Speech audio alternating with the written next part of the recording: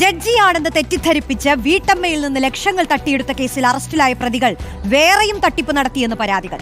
കേരളത്തിലെ വിവിധയിടങ്ങളിൽ നിന്ന് ഇവർ കോടികൾ തട്ടിയിട്ടുണ്ടെന്ന് പോലീസ് വ്യക്തമാക്കുന്നു. കണ്ണൂർ ചിറക്കൽ സ്വദേശി KM ജിഗേഷ്, മാന്നാർ ഇരുമന്തൂർ സ്വദേശി സുമേഷ് എന്നിവരെ കഴിഞ്ഞ ദിവസമാണ് പിടികൂടിയത്.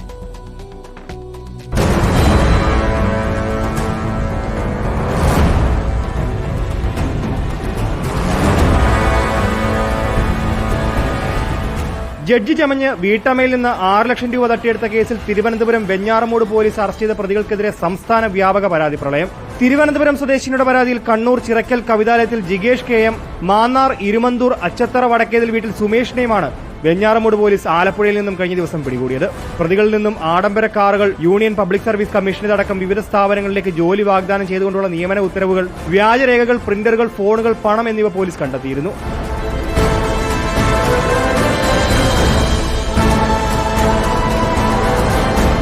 പത്താം ക്ലാസ്സിൽ തോറ്റ ജിഗേഷ് പല സ്ഥലങ്ങളിലായി താമസിച്ച് വില കൂടിയ കാറുകളിൽ ദേശീയ പതാക പതിപ്പിച്ചും ജഡ്ജിയുടെ ബോർഡ്, വേഷം എന്നിവ ധരിച്ചുള്ള ഫോട്ടോകൾ അയച്ചുമാണ് ഇരകളെ വിശ്വസിപ്പിച്ചിരുന്നത്.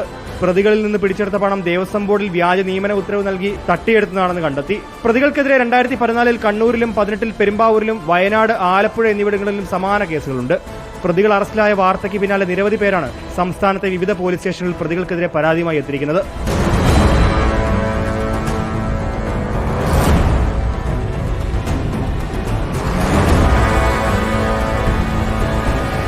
റിപ്പോർട്ടർ, തിരുവനന്തപുരം.